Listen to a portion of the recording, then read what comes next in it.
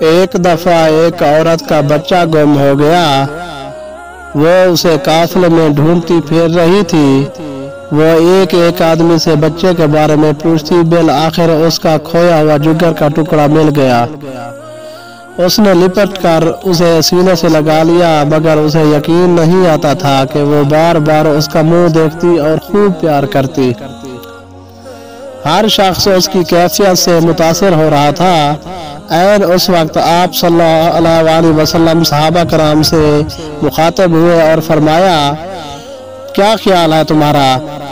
یہ عورت اپنے بچے کو آگ میں ڈال سکتی ہے؟ سب نے عرض کی، نہیں، یہ ایسا ہرگز نہیں کر سکتی، کیونکہ اسے اپنے بیٹے سے بے پایہ محبت ہے۔